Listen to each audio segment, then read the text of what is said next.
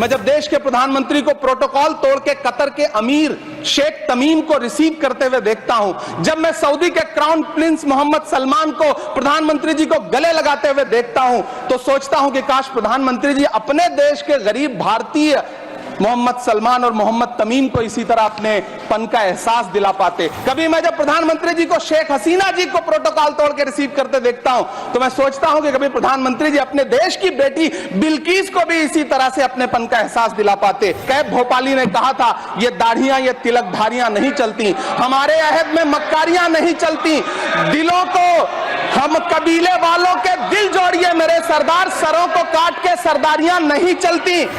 Shri Imran Pratapgarhi demand to restart UPSC residential coaching centre at Haj House Mumbai. धन्यवाद सभापति महोदय।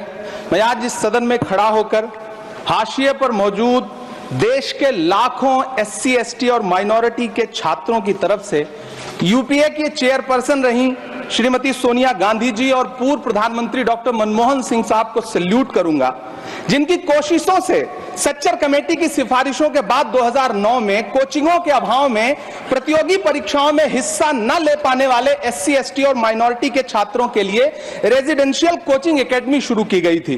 डॉक्टर भीमराव अंबेडकर यूनिवर्सिटी, मानू हैदराबाद, एएमयू अलीगढ़, जामिया हमदर्द और जामिया मिल्लिया यूनिवर्सिटी में दूर दराज गांव से आने वाले बच्चों ने महंगी यूपीएससी कोचिंगों के बजाय भारत सरकार की रेजिडेंशियल कोचिंग एकेडमी में एडमिशन लेना शुरू किया और उनके प्रतियोगी परीक्षाओं में जाने के सपने पूरे होने लगे।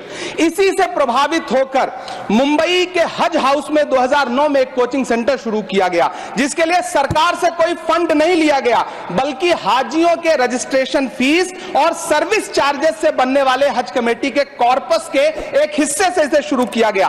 तकरीबन 10 साल शानदार तरीके से चलने वाले इस कोचिंग सेंटर के रिजल्ट भी बढ़िया रहे। कई आईएएस दिए, आईपीएस दिए, महाराष्ट्र की स्टेट सर्विसेज में बच्चे सेलेक्ट होने लगे।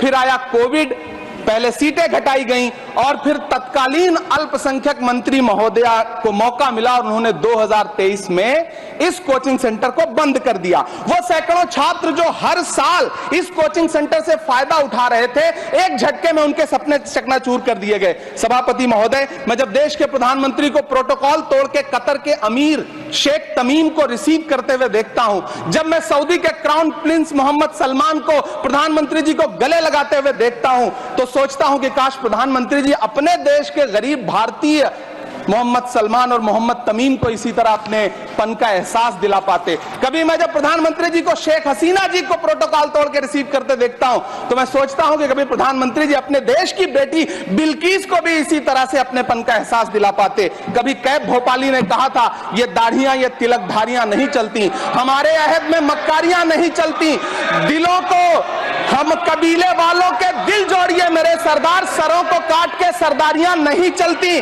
सभापति महोदय, मेरा अल्पसंख्यक मंत्रालय से अनुरोध है कि हाजियों के पैसे से चलने वाले हज हाउस कोचिंग के कोचिंग सेंटर को फिर से शुरू किया जाए। न सिर्फ शुरू किया जाए बल्कि उसकी सीटें भी बढ़ाई जाएं। जब पैसा सरकार को नहीं देना है बल्कि हाजियों का जो कॉर्पस सैकड़ों करोड़ रुपए के रूप में इकट्ठा है, उससे इसको चलना है कोचिंग सेंटर को, तो फिर इस कोचिंग सेंटर को चलाने में और देश के बाकी हज हाउसेज में इसे शुरू करने से सरकार को परेशानी क्या है। मेरा अनुरोध है, यहाँ मंत्री महोदय बैठे हैं अल्पसंख्यक मंत्री, कि कृपया संज्ञान लें। देश के लाखों छात्र आपसे हम गुजारिश कर रहे हैं।